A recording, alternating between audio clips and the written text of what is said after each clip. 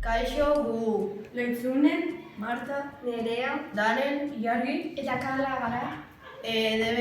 aldatzeko DBH lehenengo mailako ikasleak eta eukaliptoari buruzko lan bat egin dugu.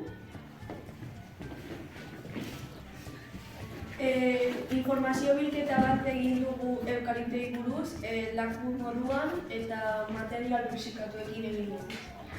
Informazio horretan ipini ditugun puntuak hauek dira.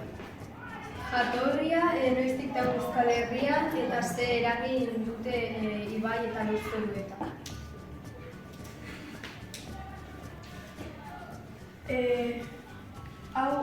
Eukaliptoi buruz helburu bat atera dugu. Esperimentuaren helburua eukaliptoek askatutako konposatuek landare autotono baten hasien ernetzari eragiten dioten ebaluatzea da. Guk, kasu honetan giristekin egin dugu errezago ernetzen direlako eta erraz eskuratzen ditugulako.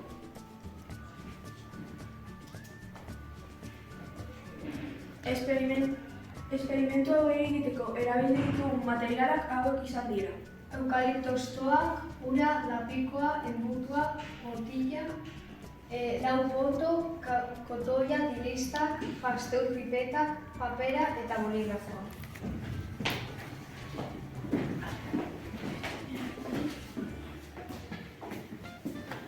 Hau da egin dugun prozedura.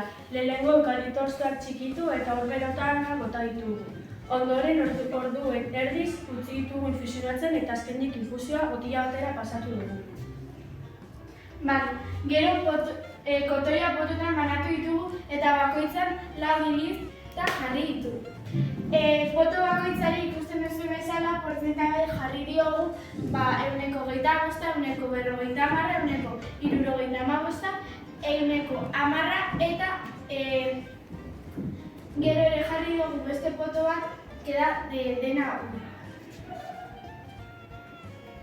ura. Gure hipotesia da, uste dugu urez dagoena gehiago hasiko dela. Galera hori erantzun dugu. Eragiten die eukaliptoak hasien errentzeari. Ondorioz, eukalipto olio gehiago dituzten landareak gutxiago erranduko dute, gehiago tardatuko dute, eta gure inguruko landarei espeziak gutxinaka desagertzen joango dira.